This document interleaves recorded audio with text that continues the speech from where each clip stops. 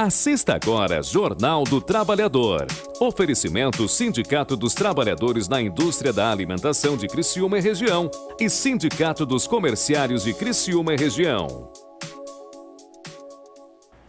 Olá, boa noite. Estamos começando mais um Jornal do Trabalhador. Você nos acompanha a partir de agora pelo canal 20 da NET TV a cabo e também pelo canal 19 na rede aberta para todo o sul do estado e ainda no nosso portal tvlitoralsul.com. Este programa é uma iniciativa do Sindiacre, o Sindicato dos Trabalhadores na Indústria da Alimentação de Criciúma e Região, e também do Sindicato dos Comerciários de Criciúma e Região. Na edição de hoje vamos falar sobre a situação dos metalúrgicos. Eles estão em estado de greve, ainda não fecharam negociação sobre reajuste salarial e uma greve pode ser deflagrada a qualquer momento nas empresas aqui da nossa região. E os ceramistas farão assembleia amanhã. A data base da categoria também é o dia 1º de janeiro e até agora não houve reajuste firmado. Ontem houve uma nova rodada de negociações e amanhã essa discussão vai ser levada aos trabalhadores em assembleia. E na Casa de Saúde do Rio Mãe, uma nova mobilização. Desde o ano passado, eles não receberam o 13º salário, estão com o salário do mês de março em atraso, FGTS não é depositado, a situação bem complicada que vem enfrentando os trabalhadores da Casa de Saúde e foi assunto hoje na Delegacia de Trabalho e Emprego aqui de Criciúma. E ainda vamos falar sobre os desdobramentos da reforma trabalhista, o que a lei já tem trazido de mudanças efetivas aqui para a gente, o que ainda se estuda, se discorre a respeito desse assunto, a gente conversa no programa de hoje com um especialista. Tudo isso a partir de agora até às 7 da noite, o Jornal do Trabalhador já está no ar.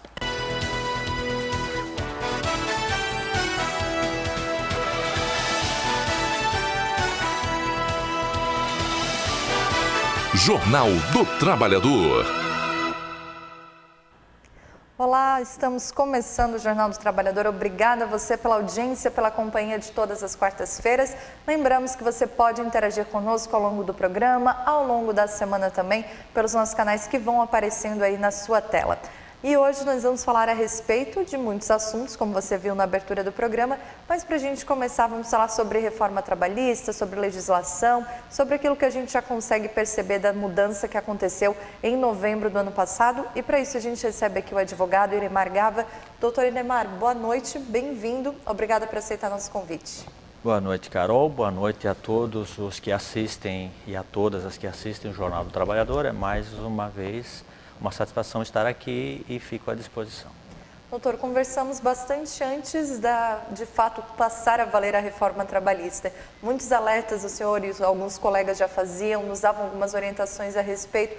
Tem acontecido aquilo que se esperava antes daquele dia 11 de novembro?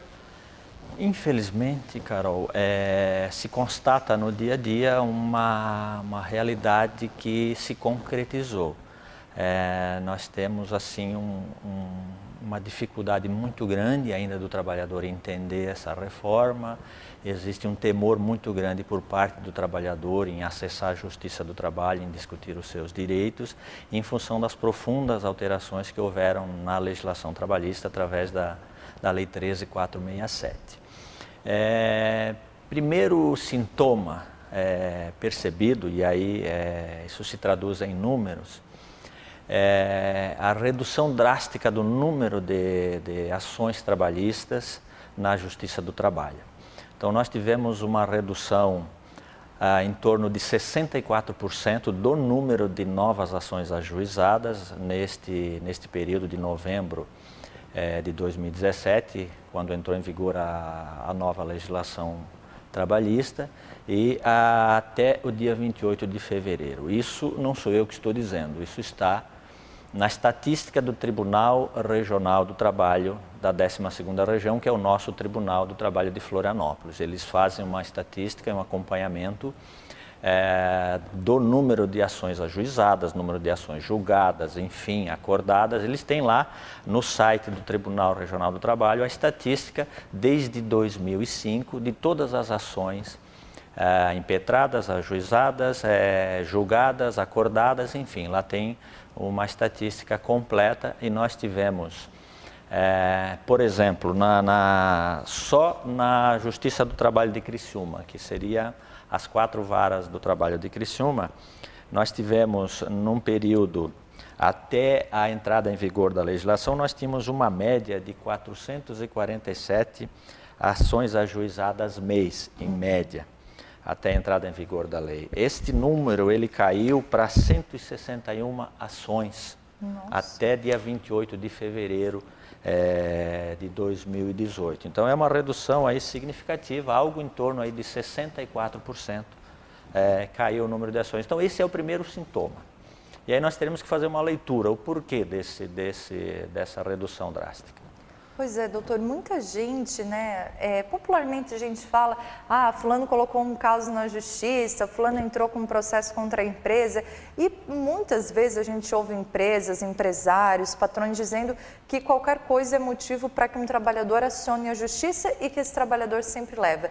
Parece que era uma situação assim onde os trabalhadores se sentiam muito à vontade e muito amparados para colocar um processo mesmo sem motivo. Parece que era assim que a gente ouvia, né, nas conversas, em algumas situações. Hoje parece que mesmo com motivo ele não vai colocar. Era assim que se fazia a leitura, primeiramente, de que qualquer coisa virava uma ação trabalhista, e hoje, será que esse trabalhador não está fazendo por medo, por receio, ou realmente não temos mais problemas trabalhistas, talvez?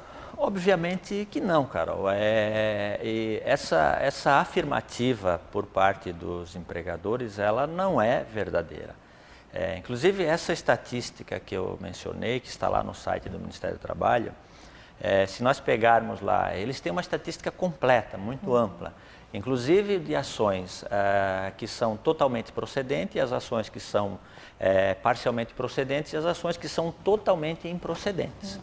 Então nós temos lá um percentual aproximado de 10% das ações que são elas totalmente improcedentes. E um percentual de ações aí mais ou menos no mesmo patamar de 10% que elas são totalmente procedentes. E as demais ações, elas se resolvem ou por acordo ou julgamento parcialmente procedentes. Os pedidos que são feitos, alguns deles são procedentes, outros são improcedentes. Então essa afirmativa feita, ela não é verdadeira. Só basta lá acessar o site do trt12.jus.br, que tem lá um link estatísticas, e as pessoas podem ir lá e conferir todos os dados que estão. Tem lá o número de ações que foram acordadas, que foram julgadas, que foram finalizadas. Então tem e aí a estatística do próprio tribunal. São um número de ações que são... na verdade, não pode-se dizer que é uma estatística, e sim a constatação da realidade das ações que foram discutidas no Poder Judiciário catarinense. O que nós temos hoje? Nós temos hoje, obviamente, que em função de alguns pontos, e dois deles principalmente, que na minha avaliação está causando um temor no trabalhador, não porque ele não tem o direito efetivamente descumprido ou que queira discutir uma tese jurídica no Poder Judiciário, mas sim pelo temor de dois pontos básicos que a legislação passou a estabelecer, que talvez esses seriam os dois grandes objetivos dessa reforma trabalhista, que foi o quê? Foi o fim da assistência judiciária para o trabalhador e a implantação da sucumbência na Justiça do Trabalho. Que seria nada mais do que se tu entrou com a ação e perdeu, tu tens que pagar as custas do processo e os honorários do advogado da parte contrária. Então talvez esse seja o temor. Então as pessoas estão discutindo hoje o que? Efetivamente, rescisão não paga, atraso no pagamento das verbas rescisórias, demissão por justa causa, e eventualmente horas extras que ficaram para trás e que não foram pagas efetivamente. Então aquela discussão de dano moral, assédio moral, indenização por acidente de trabalho que gerou uma sequela no trabalhador, e aquele trabalhador eventualmente entende que, como ele ficou com uma redução da capacidade de trabalho, ele teria o direito a uma indenização, seja ela por dano moral, por dano estético ou por dano material. Ele vai pensar 2 ou 3 vezes antes de entrar com essa ação, porque na eventual perda desse direito, normalmente essas ações exigem uma perícia judicial, ele tem que, além de pagar as custas do processo, a sucumbência, ele tem que pagar os honorários do perito. Então, na minha avaliação, obviamente que é prematuro fazer uma afirmativa que é tão somente o temor da queda nesse número de ações, mas esse talvez seja os principais pontos que tem inibido e fazendo com que o trabalhador ele deixe de ajuizar uma ação. Obviamente tem outros fatores, que é a questão do nível de desemprego muito alto hoje.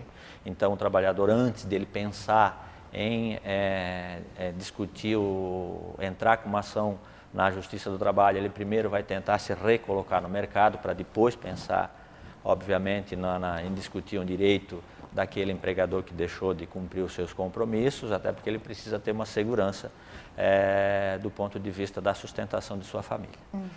Doutor, com essa fala do senhor, eu fico aqui pensando se essa lei não tornou ou deixou um pouco, pelo menos, inacessível o trabalhador à Justiça do Trabalho, porque parece que não só o temor, mas a questão de, às vezes, a pessoa ela está desempregada, ela não tem condições de pagar um advogado, ela não vai ter condições de arcar com esse valor do perito, das causas, do processo, tudo aquilo, se ela parar para pensar um pouquinho antes de colocar essa ação, fazer uma pequena conta no lápis em casa, parece que ela vai ser desestimulada, desistida a fazer qualquer ação nesse princípio, nesse sentido, né?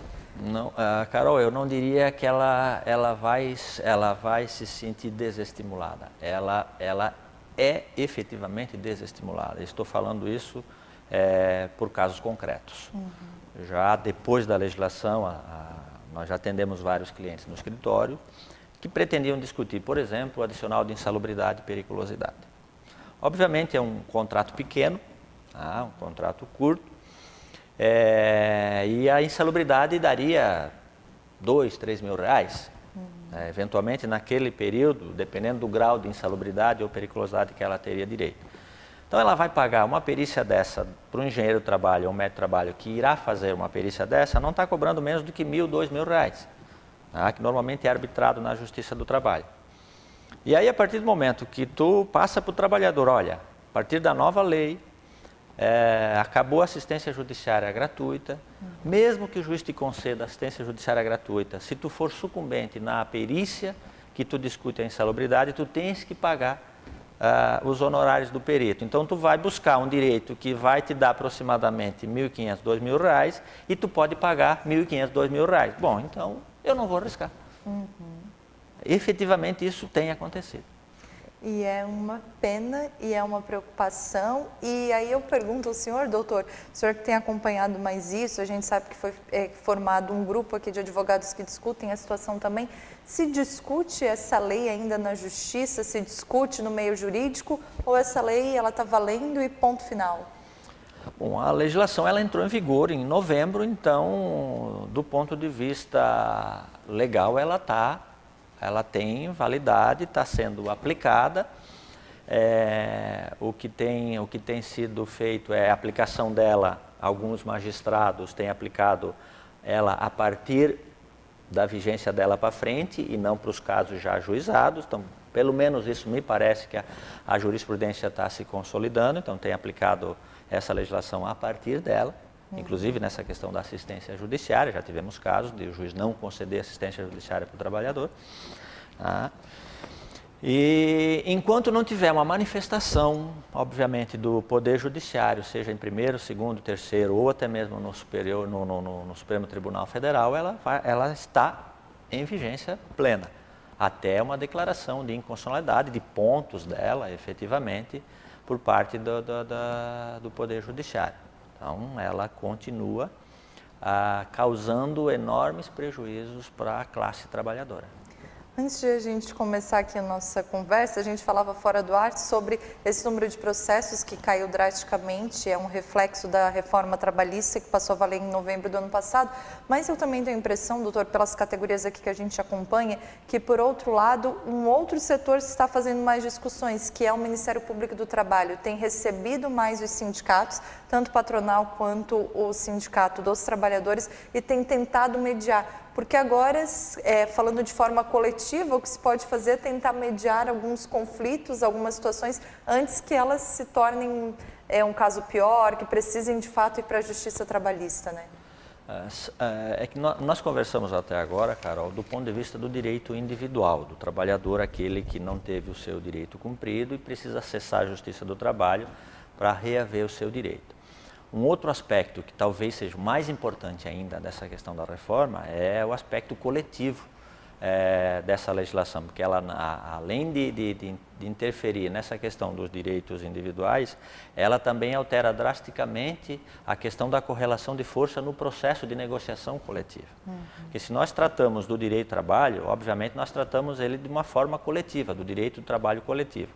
E aí, obviamente, os sindicatos, eles estão aí para defender os interesses dos trabalhadores, e a legislação estabelece que anualmente ele tem que estabelecer uma convenção coletiva, um acordo coletivo para melhorar as condições de trabalho e assegurar direito dos trabalhadores.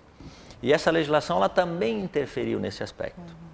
E aí ela faz uma alteração profunda na questão que mais pesa, e aí talvez essa foi proposital por conta de quem elaborou e discutiu essa lei no Congresso Nacional, que tem um viés e de interesse muito grande, obviamente, dos sindicatos patronais. Essa legislação, eu disse aqui e volto a reafirmar, ela foi concebida dentro da FENABAN e dentro da Fiesp, que é a Federação das Indústrias do Estado de São Paulo. Então, obviamente, tem um interesse muito grande. Então, quem conhece, quem trabalha com direito e analisa o direito, e trabalha e milita na Justiça do Trabalho, percebe que uma boa parte dessa legislação ela foi feita no interesse dos bancos, das instituições financeiras. Vários pontos específicos que são específicos para o sistema financeiro. E aí eles atuam efetivamente para desestabilizar e desestruturar as entidades sindicais. A estrutura sindical brasileira, principalmente a estrutura sindical que representa os trabalhadores. Por quê? Ela estabelece o fim do imposto sindical, que é a contribuição sindical, ao estabelecer o caráter facultativo. Isso tem gerado uma dor de cabeça muito grande para as entidades sindicais, porque uma boa parte dela a médio e curto prazo não terão sustentabilidade financeira, portanto, não terão como representar os trabalhadores. Ela interfere, por exemplo, na questão da homologação das rescisões do contrato de trabalho, que era uma forma de os sindicatos atuarem, prevenir o direito dos trabalhadores quando ele é demitido. E isso tem gerado um ponto de conflito no processo de negociação coletiva. Os empregadores, obviamente, não querem que se estabeleça em convenção coletiva o desconto da contribuição sindical, somente se o trabalhador autorizar por escrito. A legislação, efetivamente, na minha concepção, ela não estabelece a necessidade de autorização por escrito para que seja descontado o imposto sindical. Numa leitura mais dinâmica da legislação, essa autorização prévia expressa que estabelece a legislação, ela poderia ser em Assembleia de Trabalhadores, considerando que quando tu vai discutir uma negociação coletiva, tu convoca toda a categoria, e aí é amplamente convocado e amplamente divulgado, publicado editais convocando os trabalhadores. Então o trabalhador não pode dizer que não tomou conhecimento daquela Assembleia que convocou para discutir o rol de reivindicação e a sustentação financeira dos sindicatos. Então, na minha concepção, essa autorização ela poderia ser em Assembleia Geral dos Trabalhadores. Mas, obviamente, o entendimento dos sindicatos que representam as empresas entendem de forma diferente. Então, isso tem gerado alguns conflitos que têm envolvido o Ministério Público do Trabalho nessa questão e a Delegacia Regional do Trabalho, porque nós temos aí várias categorias, inclusive fortes, que não estão conseguindo formalizar as convenções coletivas exatamente em função desses pontos. Os trabalhadores não abrem mão e os empregadores não querem assinar uma convenção que estabeleça o desconto da contribuição sindical. Então isso tem ido para o Ministério Público do Trabalho, que vai com certeza ter que se posicionar a esse respeito. Doutor, falando em imposto sindical, contribuição negocial, mensalidade que se faz quando se associa a um sindicato, são pontos diferentes que eles acabavam sustentando os sindicatos até hoje.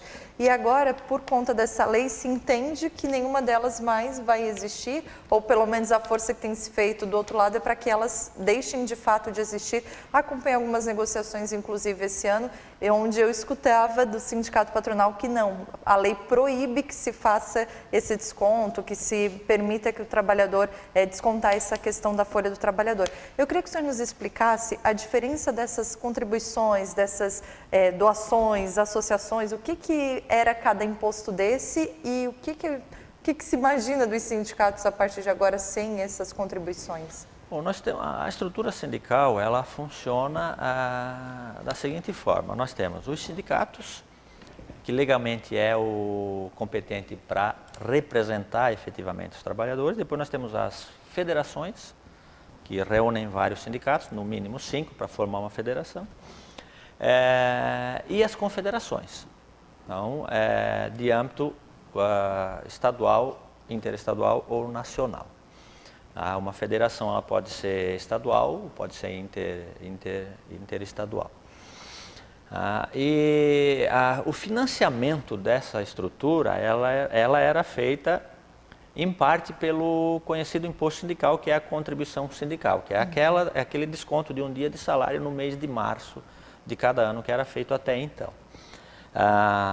Esse valor de um dia descontado para o trabalhador, ele era destinado 60% para os sindicatos, 15% para as federações, 5% para as confederações, uma parte ia para o Ministério do Trabalho, emprego na questão, se eu não me engano, para o FAT, que é o Fundo de Amparo ao Trabalhador. E além dessa contribuição, que era o imposto, os sindicatos tinham o quê? Tinham a filiação dos trabalhadores ao seu sindicato, que aí sim, como a Constituição estabelece, a associação sindical ela é livre, ninguém pode ser obrigado a se filiar ou se manter filiado. Então essa sim dependia de um convencimento dos sindicatos para que o trabalhador se filiasse ao sindicato e pagasse uma mensalidade. E essa dependia sim de uma autorização individual, por escrito do trabalhador. E é essa que se mantém. Em algumas negociações, as empresas até queriam tensionar, dizendo que a mensalidade sindical também deveria ter autorização individual todo ano. Mas nas negociações que eu participei, isso foi superado, eles entenderam, a Constituição estabelece claramente que a mensalidade sindical tem que ser descontada da folha do trabalhador. E outra contribuição que normalmente alguns sindicatos estabelecem, ou pelo menos uma parte deles estabelece, alguns sindicatos que eu assessoro estabelecem, outros não. Então aí vai de cada entidade sindical, que é a contribuição assistencial, taxa negocial, aí tem uma série de denominações que são atribuídas, que é um valor descontado por conta das negociações coletivas. Os sindicatos entendem que num processo de negociação há eventualmente um custo maior do que o normal durante o ano e eles precisariam de recursos a mais para poder estabelecer um bom processo negocial, uma boa discussão com os trabalhadores. O imposto sindical, a contribuição sindical, ela tinha por legislação definição específica. Que tem que ser, uma parte dela tem que ser destinado para assistência sindical ao trabalhador. Então, vários sindicatos têm assistência à saúde, assistência odontológica, assistência jurídica. Vários sindicatos pagam advogados para que atendam os seus filiados. Então, o imposto sindical ela tinha uma destinação por lei específica e sustentava toda essa estrutura sindical. Alguns sindicatos, obviamente, mais fortes, tinham as sedes recreativas, com salão de festa, que oferecia para os seus associados. Então, tudo isso depende de recurso financeiro para se sustentar. Isso, com essa nova concepção da legislação trabalhista, muitos sindicatos terão dificuldade de sustentar suas próprias sedes e terão que suprimir assistência aos trabalhadores nesse sentido, pelo menos médico, dentista, enfim, uma série de assistência que vários sindicatos possuíam. Então essa é basicamente a forma de sustentação financeira dessas entidades sindicais. O senhor falou a respeito da mensalidade, eu lembrei que não faz muito tempo a gente recebeu aqui a Juscelia Vargas, que é presidente do Sindicato de Servidores Públicos de Criciúma, e estava passando uma folhinha nos setores da prefeitura para que as pessoas se associassem, dissessem se queriam ou não se manter dentro do sindicato como sócios. Só que não era uma folha que foi distribuída pelo sindicato, ela estava sendo distribuída pela administração. E aí chegava na mesa, na mão desse servidor e dizia assim, olha, tu quer continuar fazendo, quer fazer parte do sindicato? Não, mas eu já sou associado. Não, mas tu tem que assinar de novo. E aí as pessoas que não assinaram, não passou essa folha ali para eles, levaram lá no sindicato, deu uma confusão grande, foi parar na justiça, porque também tem essa questão de tem que respeitar, né, doutora, até onde eu posso interferir no outro, porque o sindicato dos servidores, ele é responsável por ações dentro do sindicato, não pode interferir dentro de ações da prefeitura. A prefeitura, da mesma forma, e isso vale para todas essas relações entre sindicatos dos trabalhadores e sindicato dos empregadores, né? Sim, com certeza. Eu entendo que isso é uma prática antissindical e que é vedada pela legislação, pela nossa legislação trabalhista. O empregador não pode interferir na vontade do trabalhador. Então, nós enfrentamos isso em algumas negociações, enfrentamos algumas empresas, inclusive até quando eu citei na questão da mensalidade sindical, algumas empresas queriam exigir colocar na convenção e no acordo coletivo que, inclusive para a mensalidade sindical, todo início de ano os trabalhadores teriam que renovar se eles tinham ou não interesse em continuar afiliado. Isso é um absurdo. Uma vez que o trabalhador foi lá e preencheu uma ficha de filiação ao seu sindicato, ele manifestou a vontade de continuar afiliado ao sindicato e de se manter no sindicato. A partir do momento que ele entender que o sindicato não o representa mais, ele não quer mais se manter filiado, ele vai lá e faz uma carta de desfiliação. Que não causa ônus nenhum. Que não cabe, ele, né? Não cabe interferência por parte das empresas ou do sindicato patronal. Então isso é uma prática sindical e isso tem sido muito recorrente. De empresas, inclusive, de apresentar duas cartinhas. Uma cartinha dizendo se ele quer que desconte o imposto sindical e outra cartinha dizendo se ele quer que não desconte o imposto sindical. Isso, o empregador fazendo isso, o que o empregador tem a ver com a contribuição que o trabalhador vai fazer para a sua entidade sindical? Ele tem que se preocupar com a contribuição patronal dele e não com a contribuição do empregado para o sindicato, do seu sindicato de trabalhador que representa.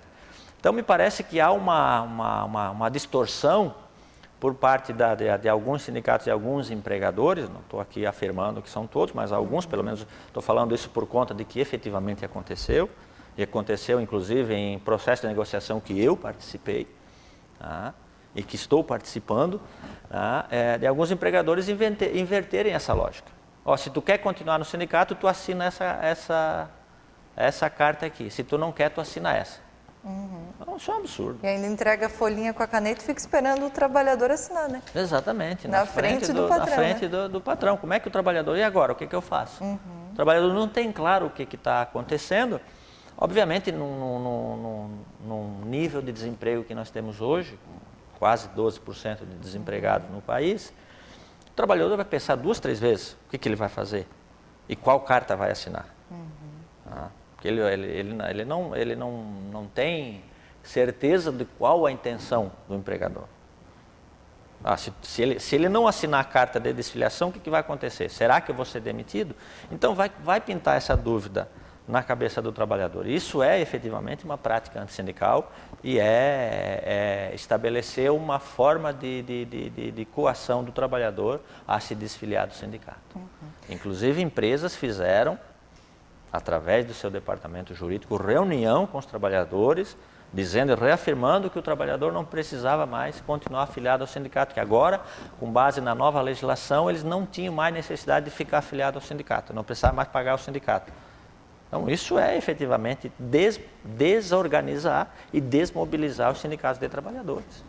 É curioso, né, doutor? Porque muitas vezes a gente ouve líderes sindicais, de sindicatos de trabalhadores dizendo assim, o que querem é acabar com o sindicato. Não, peraí, não. E aí a gente vê uma discussão, o circo pega fogo e não existe nada disso, ninguém quer acabar com o sindicato, porque o sindicato é uma organização importante, porque o trabalhador precisa do sindicato, mas isso no discurso. Na prática não é assim que tem funcionado em muitos locais, né?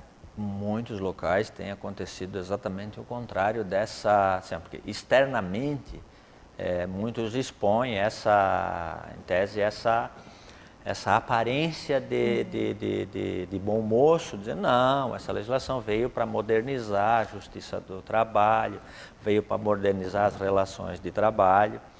Mas o que a gente tem percebido neste primeiro ano de negociação com essas categorias que enfrentaram as primeiras negociações agora, no mês de janeiro, muitas categorias aqui têm data base em 1º de janeiro, nós temos percebido exatamente a lógica inversa dessa manifestação externa de bom moço. Existe uma intenção clara de desmobilizar e desestruturar as entidades sindicais representativas dos trabalhadores por vias transversas, através dessa forma de reduzir os recursos financeiros das entidades sindicais, porque eles sabem que nenhuma entidade, e aí não precisa ninguém aqui, está dizendo que sem recurso financeiro ninguém consegue tocar uma entidade sindical. É verdade. A gente está conversando com o Dr. Inemar Gava, ele é advogado, trabalha, milita no meio trabalhista e ele está nos explicando, batendo papo conosco a respeito das implicações, principalmente da reforma trabalhista. A gente vai para um breve intervalo, daqui a pouco a gente continua o nosso bate-papo por aqui, é rapidinho, então não saia daí.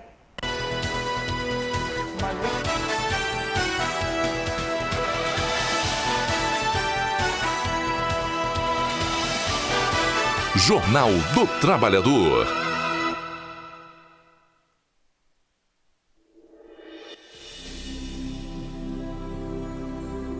Queria agradecer a você, Rô, Jaque, Rê, Jussara, Denise, Paulo, Nina, seu José e muitos aqueles que veio cozinhar. Então, eu queria agradecer vocês por estar nos ajudando. Eu passei por muita coisa e agora eu estou aqui quase sendo uma estrela. Então eu queria agradecer vocês. Então, por isso que eu estou aqui agradecendo. E eu faço de tudo para... Assim, eu não sei como explicar, mas eu estou torcendo muito para a Copa da Vida. Se eu tivesse esse dinheiro, eu compraria. Então, obrigado por tudo mesmo.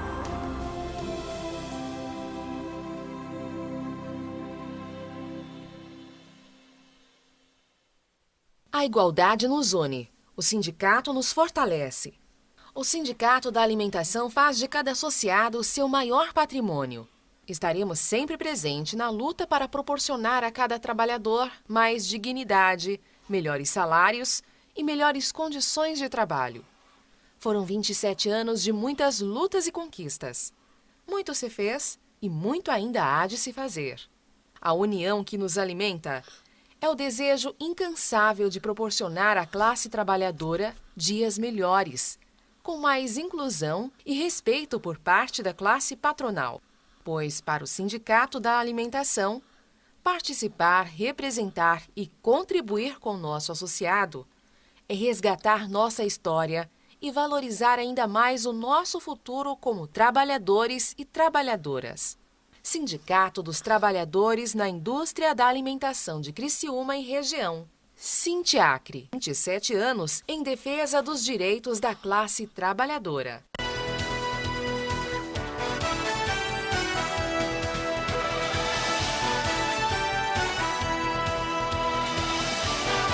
Jornal do Trabalhador. Olá, estamos de volta, esse é o Jornal do Trabalhador. Você nos acompanha na TV Litoral Sul, canal 20 da NET TV a cabo. Também pode nos assistir pelo canal 19 para todo o sul do estado pela rede aberta e ainda no nosso portal tvlitoralsul.com. A entrevista que a gente faz agora, o programa de hoje, você também pode rever ao longo da nossa programação e ainda no nosso portal fica disponível a partir de amanhã para você rever, mostrar para alguém, tirar alguma dúvida, é só assistir novamente. A gente está recebendo aqui o Dr. Inemar Gava, ele que é advogado, milita no meio trabalhista e está tendo muito trabalho esse ano, né, doutor? Olha, do ponto de vista das negociações coletivas, nós estamos enfrentando algumas dificuldades em função dessa nova legislação. Muitos ainda estão caminhando em ovos do ponto de vista de como estabelecer e como não reduzir direito dos trabalhadores nas negociações coletivas, né? Porque nós estamos passando por um processo de acomodação ainda. Então, essa questão do imposto sindical, essa questão do desconto da mensalidade sindical, elas terão que se acomodar ainda ao longo do tempo. Existem ainda muitas arguições de inconstitucionalidade e legalidade em relação à contribuição sindical. Efetivamente, algumas teses jurídicas aí que o Supremo Tribunal Federal vai ter que se manifestar. O ministro Fachin aí já definiu prioridade numa das ações diretas de inconstitucionalidade proposta por uma confederação. Então, acredito que nesse ano nós teremos aí muitas novidades em relação a essa legislação trabalhista, principalmente na questão aí do imposto sindical, porque se estabeleceu na prática o fim da contribuição sindical e não se discutiu com a sociedade uma outra forma de sustentabilidade da estrutura sindical, né? Então, não se pode simplesmente alterar uma estrutura sindical dessa forma sem nenhuma consequência. Então, o Supremo, acredito que o Supremo deva dar uma resposta nessa questão do imposto sindical ainda nesse semestre, ou talvez no semestre que vem, em função da urgência que o ministro Fachin solicitou para a discussão desse tema. Mas as dificuldades não são só dos sindicatos que nós assessoramos. Nós temos aí a negociação dos metalúrgicos, a negociação dos ceramistas, que ainda estão travadas, a negociação do comércio também. Então, saúde, desde a saúde, o ano nós passado. Tivemos um embate muito forte na questão da saúde, definiram greve, teve interdito. Então, assim, há uma resistência muito grande em sentar e tentar resolver essas questões na mesa de negociação. Os sindicatos de empregadores estão utilizando a Lei 13.467 a ferro e fogo e não querem discutir mais nada. Não, agora é lei, não homologa mais o sindicato, apesar de que há muitos anos existiam convenções que estabeleciam que a homologação tinha que ser no sindicato. Então, agora, em função dessa lei, os sindicatos a ferro e fogo querem estabelecer. Não, agora não tem mais, então isso está gerando pontos de atrito. Questão do desconto da taxa negocial, também não querem mais descontar mais nada em função dessa nova legislação. Ele diz que tudo tem que ter autorização individual e por escrita do trabalhador, então está gerando muitos acordos e convenções coletivas não estão sendo formalizadas exatamente em função desses pontos de atrito que ainda não foram superados. A lei, ela deixa muita coisa facultativa, mas ela não chegou a proibir, né? No caso de homologações serem feitas ainda, elas não foi proibido. Na questão de descontos de algumas taxas ali, não tem muitas proibições, mas aí os sindicatos patronais, eles dizem, não, está na lei que eu não preciso fazer. É isso que eles estão utilizando. Agora, não impede, por exemplo, mesmo que a legislação estabeleça que tu não precisa mais fazer a homologação na entidade sindical, se assim as partes entenderem, pode se estabelecer em convenção ou acordo coletivo que as homologações continuarão na entidade sindical. E por que não, doutor? Esta é a pergunta que eu faço também para os empregadores. Por que não? Qual é a dificuldade? Se tu demite um trabalhador, está pagando todos os seus direitos, a homologação do sindicato é inclusive um fator de contribuição para as empresas, para que a rescisão seja feita adequadamente, que evite erros.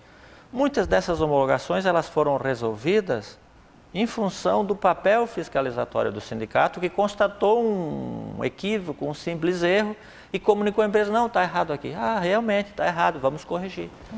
Que evita uma discussão posterior. Que evita uma ação judicial, evita uma série de outros transtornos, por exemplo. Então, essa pergunta que eu deixo no ar, por que não?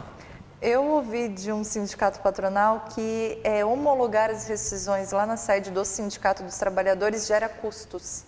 E eu fiquei realmente pensando assim, que custos poderia gerar essas rescisões? Talvez um deslocamento, né? Talvez um combustível de uma sede para outra. Tão somente, mas este não é o motivo. Porque o deslocamento, a pessoa que está no RH da empresa, que já faz isso, ela se desloca diariamente para vários outros pontos. Então não vai ser um deslocamento, até porque as empresas não demitem todo dia. Não são demissões diárias. Alguns setores até têm uma rotatividade um pouco maior, mas nos sindicatos que eu assessoro, por exemplo, muitas vezes tu passa um mês sem ter demissão, 2, 3. Então, que custo é, por exemplo, do sindicato dos bancários aqui no centro de Criciúma e uma agência bancária do lado? Qual é o custo que ele tem? Ele atravessa a rua a pé. Então, esse motivo de que existe um custo muito elevado para que uma pessoa do RH se desloque até a entidade sindical para fazer homologação, não tem fundamento na minha concepção. Doutor, essa é a reforma trabalhista que a gente vem falando desde o ano passado, mas tem uma outra reforma que a gente já utilizou os conhecimentos do senhor para outras consultas, que é a reforma da Previdência. E parece que agora deu uma parada, calmou um pouco, mas como é que vocês ainda observam a reforma da Previdência? Porque parecia que a reforma trabalhista não era tão cruel quanto a reforma da Previdência. E, sinceramente falando, a gente tem se apavorado com aquilo que tem visto. O que a gente pode esperar e como que está, nesse momento, a discussão sobre a reforma da Previdência?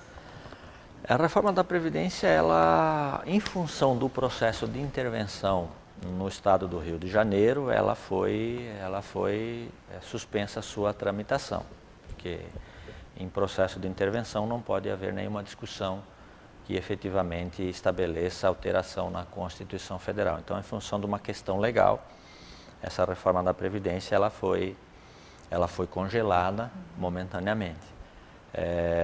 Mas nós estamos vigilantes, as entidades sindicais representativas dos trabalhadores de aposentados estão vigilantes, porque nós já tivemos várias manifestações do próprio presidente da República, Michel Temer, que, se for necessário, ele interrompe a intervenção no Rio de Janeiro e no mês de setembro, agosto, setembro, ele poderia retomar a discussão em caráter de urgência da PEC da reforma da Previdência. Então, ela não, obviamente, não está suplantada.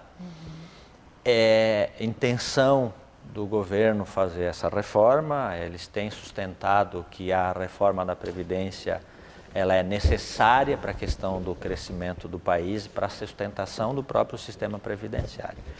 Então, nós continuamos com o mesmo posicionamento, continuamos vigilantes nessa questão e, obviamente, nós estaremos nos mobilizando e nos manifestando se tiver uma alteração.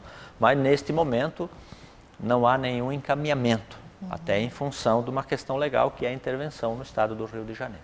Isso não quer dizer que o nosso telespectador, que o trabalhador aqui da região, do Brasil todo, precise ou possa deixar de acompanhar essa discussão, né, doutor? Com certeza, Carol, porque apesar de alguns entenderem que o governo não tem mais condição de retomar esse processo de reforma da Previdência, não se pode ter isso como afirmativa, porque na medida em que o governo retoma a discussão no Congresso Nacional, o Congresso Nacional, obviamente, pode retomar a discussão. Se vai ter condição de aprovar ou não, em função de todas as dificuldades que o governo está tendo no Congresso Nacional, é uma outra questão. Mas a possibilidade de ele voltar a discutir isso, ela é concreta. Na medida em que ele interrompe ou efetivamente cesse a intervenção no estado do Rio de Janeiro, no dia seguinte o presidente da Câmara poderia retomar essa discussão sem problema nenhum. Se vai ser aprovado ou não, vai depender, obviamente, da correlação de força da sociedade. E a gente sabe que no momento eleitoral os deputados e senadores vão pensar duas vezes em fazer uma discussão tão profunda como essa, num processo eleitoral. A gente sabe das dificuldades do governo em estabelecer um projeto de reforma dessa, mas digo, esse tema não está suplantado. Pode ser que não se estabeleça esse projeto de reforma da Previdência agora nessa legislatura, mas isso é um tema que vai estar presente no próximo governo. Então, as eleições desse ano também vão dar a tônica da discussão que será feita em relação ao Estado que queremos, ao tamanho do Estado que queremos. Porque, na minha concepção, existe duas dois projetos claros em relação ao Estado brasileiro. Um que defende o Estado mínimo e outro que defende o Estado mais social.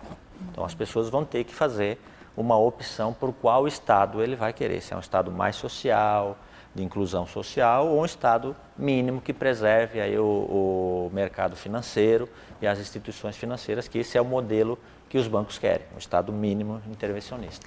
E a decisão que a gente tomar em outubro, ela vai ser válida pelo menos por 4 anos, né, doutor? É importante lembrar isso também. Ou talvez por muito mais, Carol, porque uma vez feita uma alteração na Constituição, desfazer uma alteração na Constituição é praticamente impossível. Porque normalmente uma alteração na Constituição ela exige um quórum qualificado de 3/5. Estabelecendo uma alteração na Constituição, dificilmente tu irá desfazer pelo mesmo Congresso que fez a alteração. Verdade.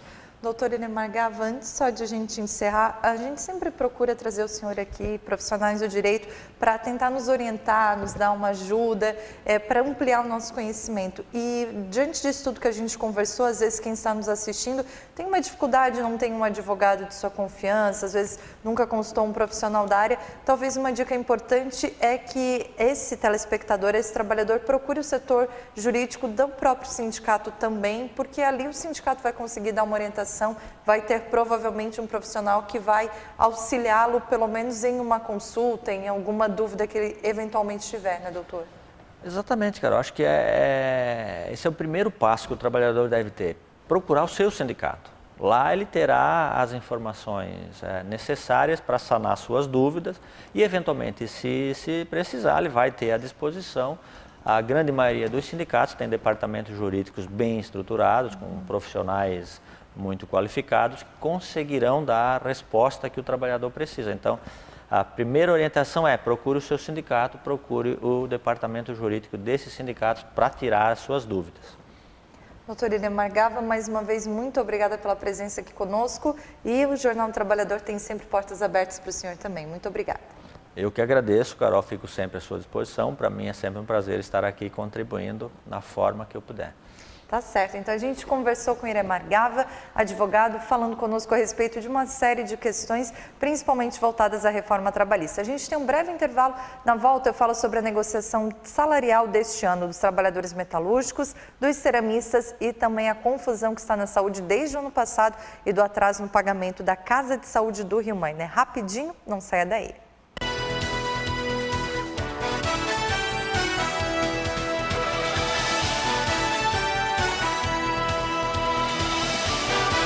Jornal do Trabalhador.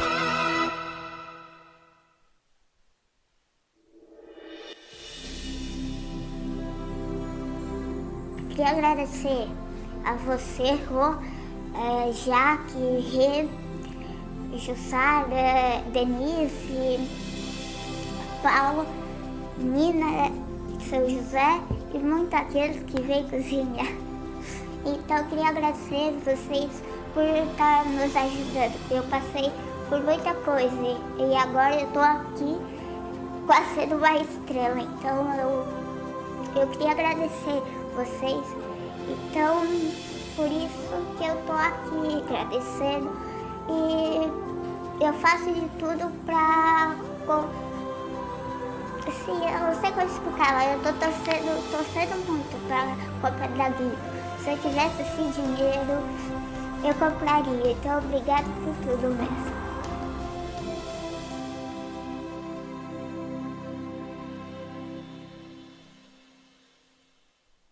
A igualdade nos une. O sindicato nos fortalece.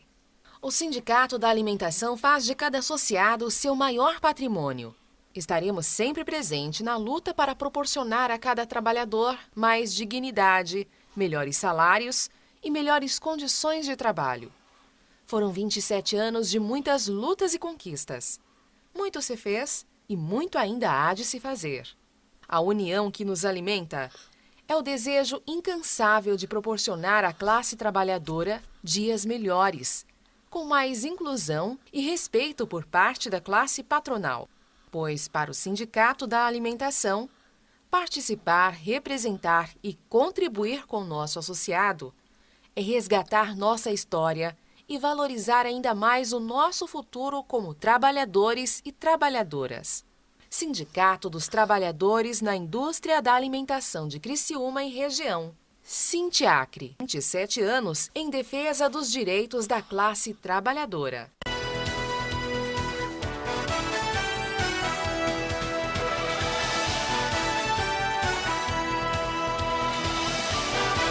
Jornal do Trabalhador. Olá, estamos de volta. Esse é o Jornal do Trabalhador. Você nos acompanha aqui todas as quartas-feiras, a partir das 6 horas da tarde, pelo canal 19, canal 20 e também no nosso portal tvlitoralsul.com. Olha, informação sobre os trabalhadores da saúde. A greve que aconteceu ou deveria ter acontecido ano passado ainda é motivo de discussão, porque terminou sem acordo mais uma rodada de negociação dos trabalhadores da saúde com as administrações hospitalares de Criciúma e região. O encontro foi mediado pelo Ministério Público do Trabalho. A discussão se arrasta desde o ano passado. De um lado, o sindicato que representa os trabalhadores em estabelecimentos de saúde requer a manutenção de todas as cláusulas trabalhistas da convenção passada.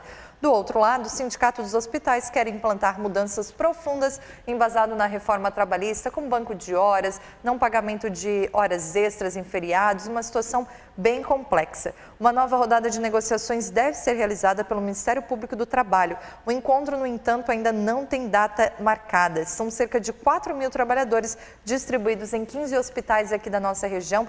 Os trabalhadores deveriam ter recebido esse reajuste no mês de outubro do ano passado. Já passou outubro, novembro, dezembro, janeiro, fevereiro, março. Estamos à metade de abril praticamente e até agora nada. A situação dos comerciários se arrastou por quase um ano. Dos trabalhadores da saúde já se arrasta há pelo menos 6 meses e até agora nenhum acordo foi firmado. Reforma trabalhista, mais uma vez em pauta, dificultando uma negociação. Outra discussão importante ainda sobre a saúde, hoje aconteceu uma reunião, uma espécie de negociação na Delegacia do Trabalho e Emprego aqui de Criciúma. A Cássia Gava, que é a delegada do trabalho aqui em Criciúma, recebeu membros do Sindicato dos Trabalhadores em Saúde e ainda membros da administração do hospital, o ISEV, do Hospital A Casa de Saúde do Rio Maina, que é administrado pelo ISEV. Vieram algumas pessoas do ISEV lá de Porto Alegre e foi feita essa discussão, porque até agora os trabalhadores não receberam o salário integral do mês de março, não receberam o 13º do ano passado, que deveria ser pago até o dia 20 de dezembro de 2017. FGTS não está sendo depositado e INSS recolhido e não repassado também.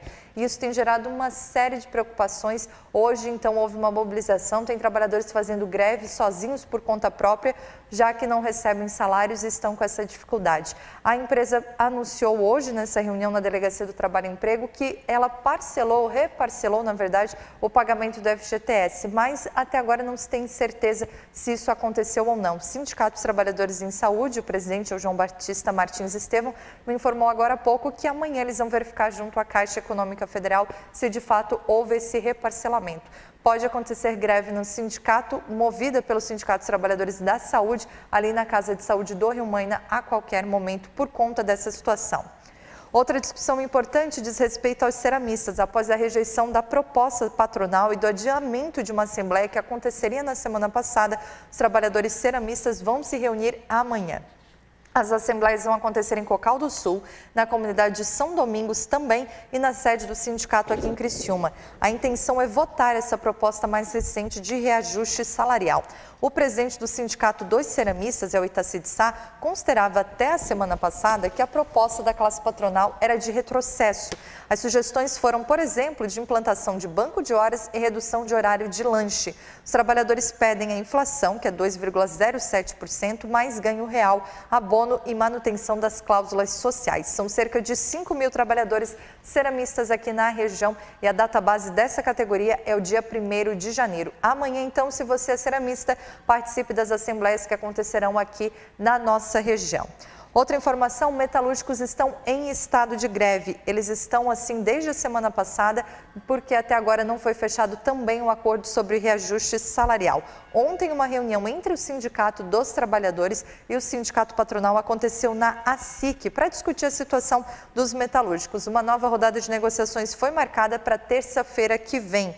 Os metalúrgicos já podem fazer a paralisação porque eles estão em estado de greve desde a semana passada. Na campanha salarial deste ano, os metalúrgicos reivindicam 3% de ganho geral, o INPC é 2,07%, o mesmo dos ceramistas, e mais a renovação de todas as 70 cláusulas que já estavam na negociação, da negociação coletiva do ano passado. Essa é a situação dos trabalhadores metalúrgicos, ceramistas e da saúde, caso bem grave que a gente vem acompanhando aqui em Criciúma e região. Se você faz parte dessas categorias, não deixe de acompanhar, não deixe de ir na Assembleia, não deixe de dar a sua opinião, o seu voto, porque afinal de contas estamos discutindo, né, o seu futuro ou pelo menos os próximos meses deste ano para a sua categoria. A gente vai encerrando o Jornal do Trabalhador por aqui. Mais uma vez, muito obrigada pela sua audiência, pela sua companhia de todas as quartas-feiras. Semana que vem tem mais. Você fica agora com a programação da TV Litoral Sul. Uma boa noite, uma boa semana. Até quarta-feira. Jornal do Trabalhador.